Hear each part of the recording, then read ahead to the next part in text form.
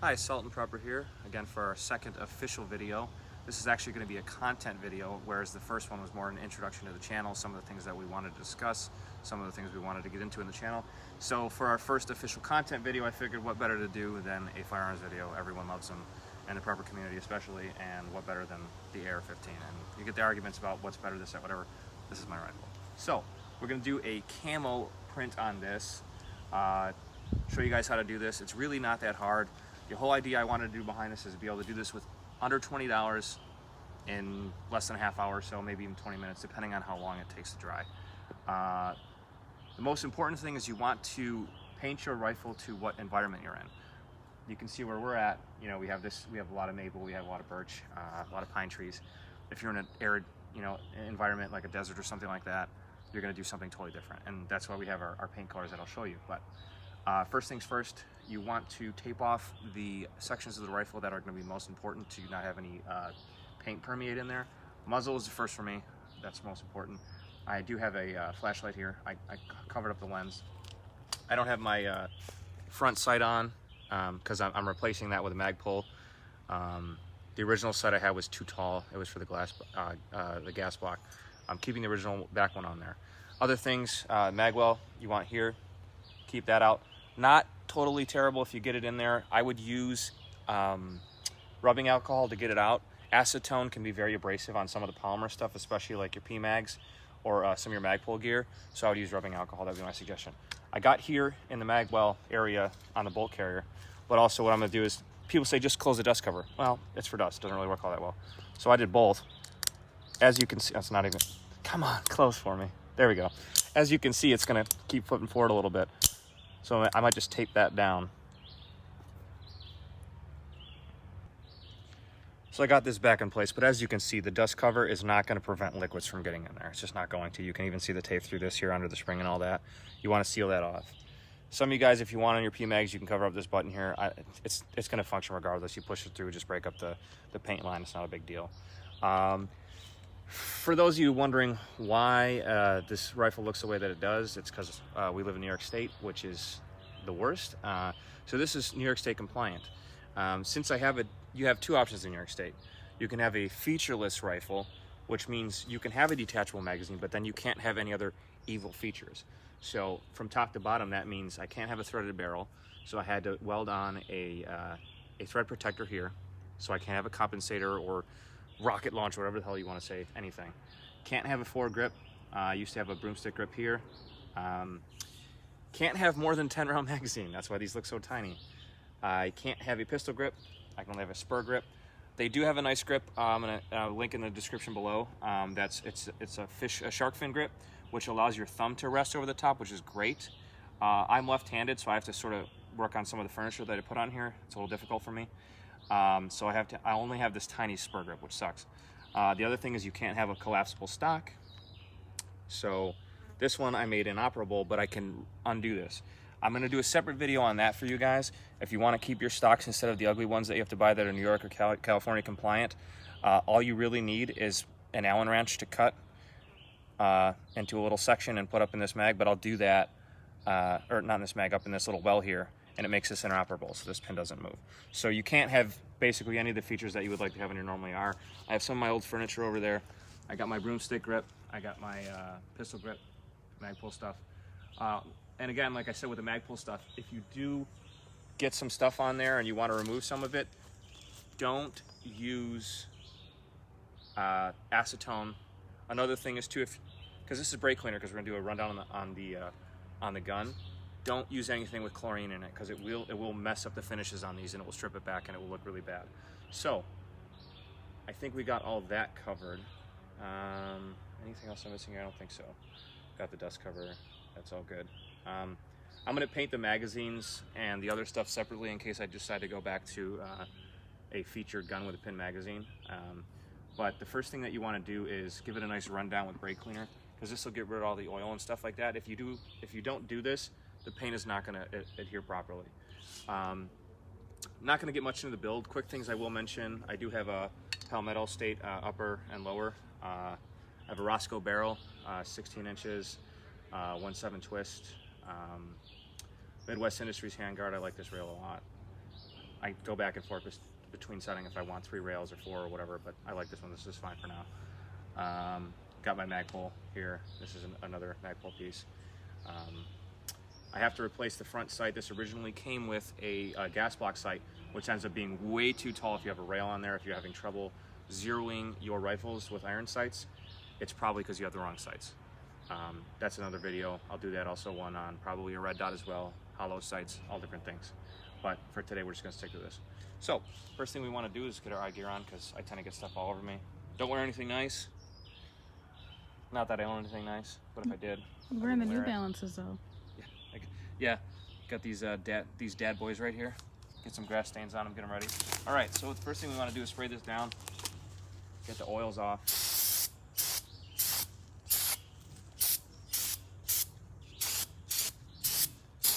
A lot of times you think you did it well, and then the oil comes back out, especially in areas, especially if you did a recent cleaning, because you got to run these wet, guys. A lot of guys run these dry or whatever, you shouldn't. A lot of times the oil will come out of here. These areas a lot of different. Dries very quickly though, sort of like ethanol. But this way you get all that oil off, so the paint will properly adhere to it. Good to get around here by the dust cover, bolt carrier group, all that stuff, all that good stuff. So it don't want to overdo this with tape flies out there, but as you can see, it dries very quickly. Especially out here. It's about 77, 78 degrees. Yesterday was 90. We were going to do the video, but I decided not to. Let's get under here a little bit. Again, do not use anything chlorinated, okay? Also, on rubber parts, don't use this on rubber parts. It'll mess anything up. So if you have any rubber sort of additions to your rifle, do not use this on there. But this is really cheap. You don't need to go with any sort of expensive brand. You could use rubbing alcohol if you wanted to. It's just harder to do it unless you had it in like a spray bottle, but this aerosol's nice. This was like $4 from Walmart. So I think we got most of this. I don't see any oil seeping back out, which is good. Get the other side. Other thing too to mention, as you're painting, you might want to move the fire selector here, safety, whatever you want to call it. Everyone has a different name for it. Might want to move that. Some people tape this off. I don't really care about that. Not worried about it. What is that? This is the forward assist. Teaching the wife about what this is. This is a forward assist. Probably never going to need this, but this is basically in case your rifle is jamming up because you've put way too many rounds to it and haven't cleaned it. This will force the bolt forward. There's a bunch of notches here on the bolt, and it pushes it forward. So if you're in a desperate situation, you don't have time to clean it or whatever, or put some oil in it, that's what this will do. Probably never going to need it unless you're doing a meltdown video. Shout out to Iraq veteran 8888. He does meltdown videos. I love watching those, so I can decide what I'm going to buy and what I'm not going to. He puts full auto lowers on the bottom and runs gear through it and see how long it takes to melt out. These actually held up pretty well. The PSAs did. The gas tube failed before the barrel did, which is what it's supposed to do. It's a fail-safe for the rifle. Just a little side note there. I think we're looking pretty good now. Waiting for this to dry out a little bit. Okay, so we let this dry out a little bit. Everything looks pretty good. I'm going to show you the palette that we're using. There's so many different paints that you can use. Some people use Colion. If you want to do more permanent solutions, what you can use is Duracoat, which is a step above paint, but a step below Cerakote. Cerakote is a ceramic finish.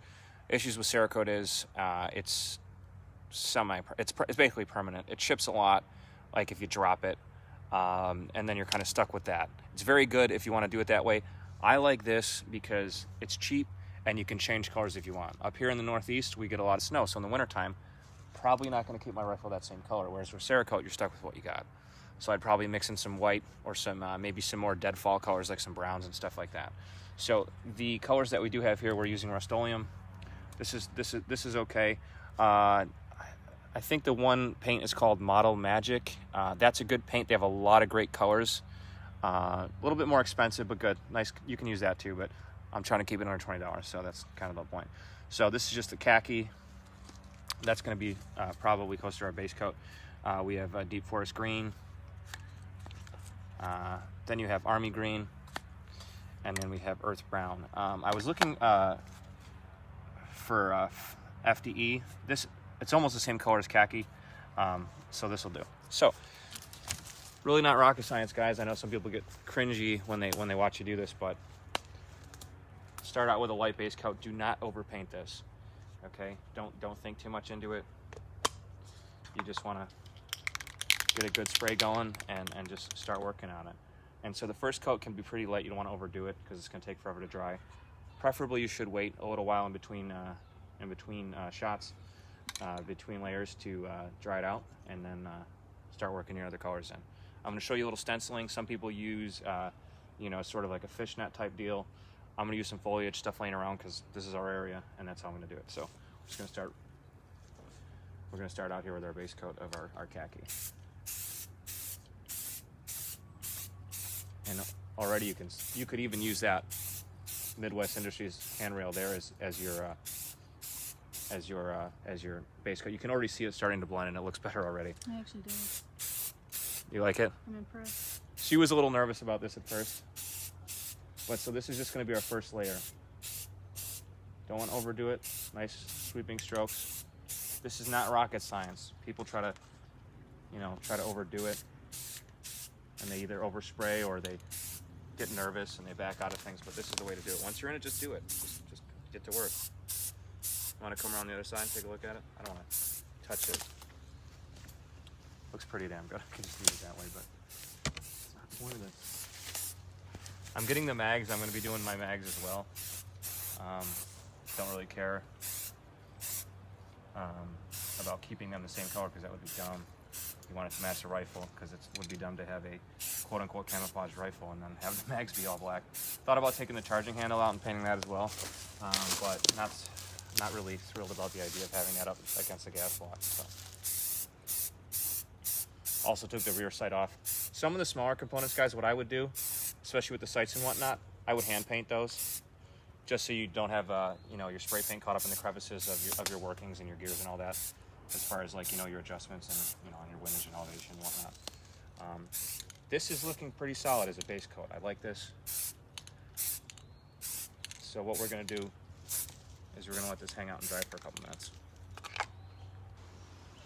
All right, guys, so I let that dry for about 5 minutes or so.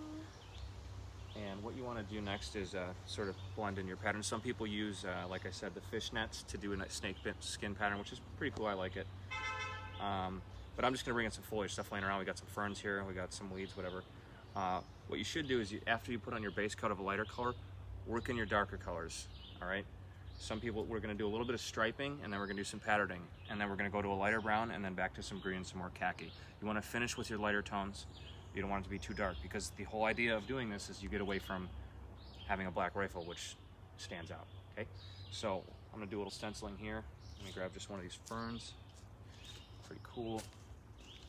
So I'm just going to do very quick strokes with this, all right?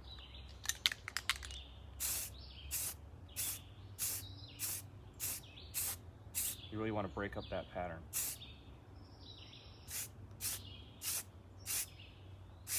As you can see, it's got a very cool effect to it.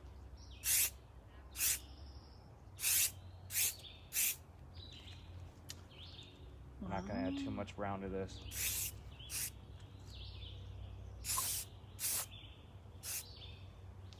It's already looking a lot better. Come over to this other side here. My hand's nice and painted as well, which is fine.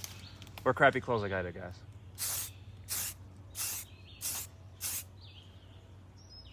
Really breaking up the profile here, looking a lot better.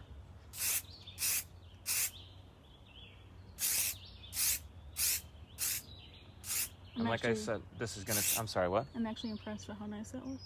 And like I said, this is gonna change among seasons. In the fall, this would probably blend okay. And in the summertime, like now, probably gonna blend okay. In the wintertime, maybe not so much. Maybe you wanna mix with some browns, a little more browns, some deadfall colors. So you can see how that looks good right there. I mean, I would even be okay just with that. But what we're gonna do is we're gonna move on to a lighter brown here as we mix in some of the contrast and bring it back to a lighter palette. So for that, I'm gonna grab what do we got here? We got a little weed of some sort. Not sure what this is. It's a weed.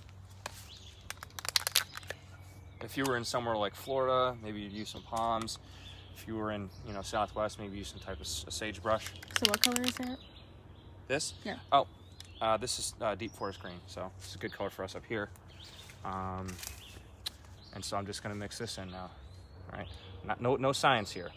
If it looks too perfect, it doesn't blend. We're going to get this forest green in here. Just breaking up that profile a little bit more.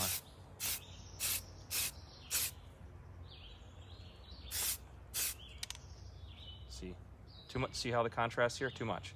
That, perfect. Let's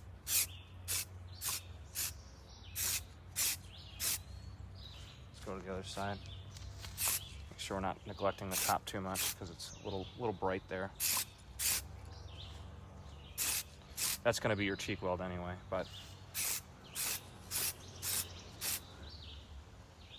by the way, I would let this dry a good amount, guys, before you use it. It says 5 to 7 days. I wouldn't worry about that, but it says, I think it said, what did it say, 24 hours for like a full drying. I'm gonna let this hang overnight. No one's gonna be able to see it. Not have to worry about anyone taking it, plus there's no one around here anyway, so.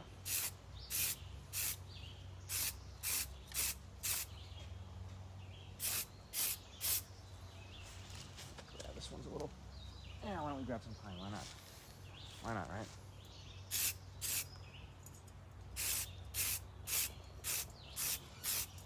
Break up this outline a little bit more.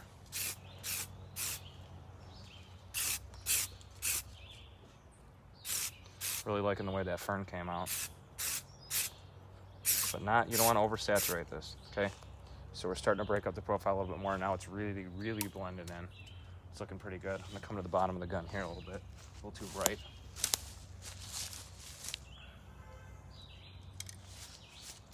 Just quick strokes. No pun intended. That mag there.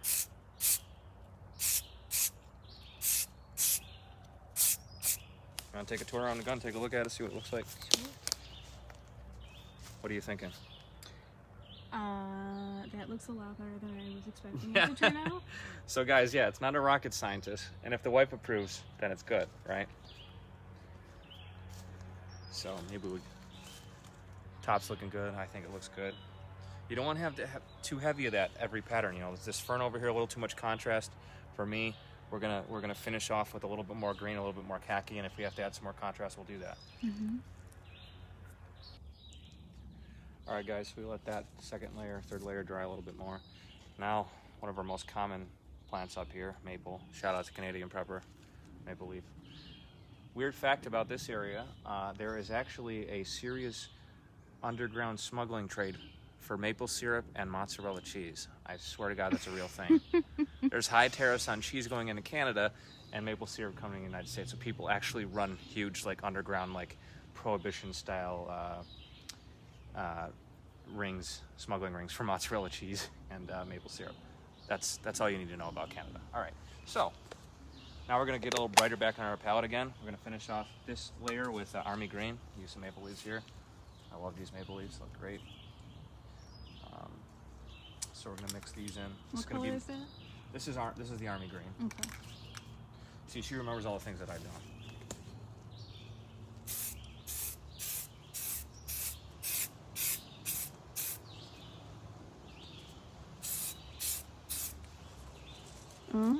Okay. Smaller one down. I see it. Some people lay these down on there. You can do that too. It's easier on a flat surface. I just prefer to hang it. It's a lot simpler.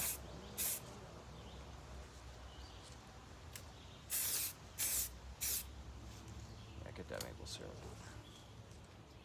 I'm gonna take off a smaller section here and make this a little easier for me to work with. That's a good idea.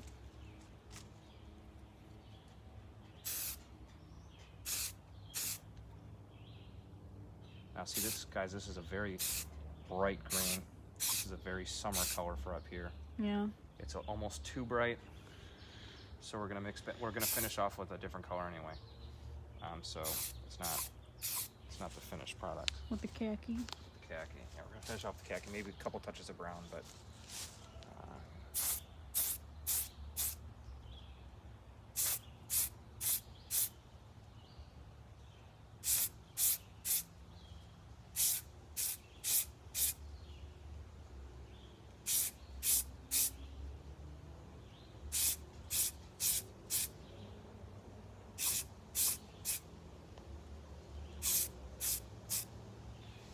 take a quick tour around.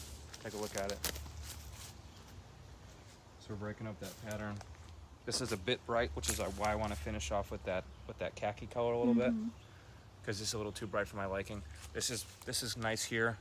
Might be a little dark, but I prefer to have a little bit darker than brighter. As long as it's not close to black, that would be bad. So like right in here, we're gonna finish off with Yeah, we want this is too bright. This would be like fine if you're a GI in Vietnam in the 70s, but this is too bright. But you can see that nice pattern look there. So I think what we should finish off is probably with the khaki and maybe the ferns again. What do you think? Khaki ferns? Khaki ferns. I like the khaki ferns. All right, so we decided to add a little bit more dark in here. Go back to the fern pattern, and then we're gonna finish off with the khaki. Because this is a little bright, and we wanna get some of that deadfall look, sort of like where we're around. And so we're gonna do another layer of this fern here. Oh yeah, that's nice. That's real nice. It's just all about breaking up the contrast. That's too much there. See, guys? I mean, there you go. Now, see, that's a little too much. And that's why we're going to finish off with that khaki color. Quick strokes. Come up on the top here.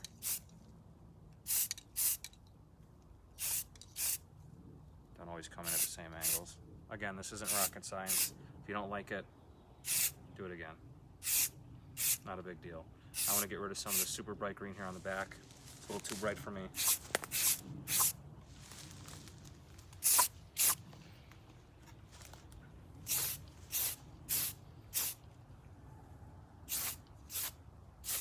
So when the winter comes and we have to add color, do we take this color off or we just spray over it? I would not even try that, guys. You could if you want. It would take you ages. Okay. I would just paint it over again.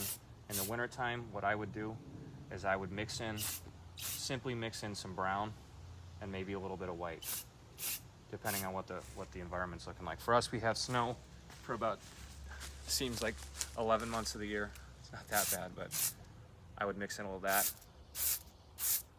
But it's not going to stand out nearly as bad as black will against a snow background. So that looks pretty good for there. We're going to finish off with a little bit of the khaki, and then we're going to call it a day.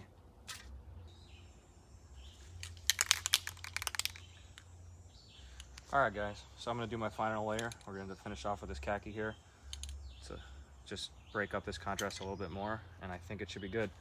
If you guys like the video, have any questions, comments, criticisms, that's fine, no problem. Love to hear from you guys. Get us, subscribe, like it, share it. Tell me what you would have done differently or the same. Anything you guys want to add. I know there's more professional ways of doing this, but this works for me just fine. Sort of the goal of our channel is to do a lot of things that, are budget friendly, not super hard to do, and affordable, I mean, that's just kind of the name. And that's why this is, painting a rifle under $20. I think it looks pretty damn good. Yeah. We're gonna let it dry. We got this broken up. Did that sound like rain to you? No, I thought there was a raccoon. A raccoon? Well, we're equipped if there's a raccoon. No, we're not. That's right. That's right, we're not. What do you think? Think I should?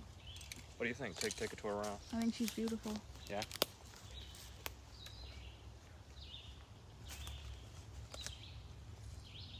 I think she looks a lot better. That's it. I think that's good. Okay. I wouldn't change anything. You guys got any comments or anything? Give us a like. Give us a thumbs up or thumbs down, just so we know what we're doing. Suggestions on other videos. Like I said, I'm going to do a video on how to pin your mag, or not your mag pull, if you want to have a featureless rifle, but keep your gear there. I'll do a video on that. Pretty simple. I'll put some links in the description, and that's it. Salt and Prepper out.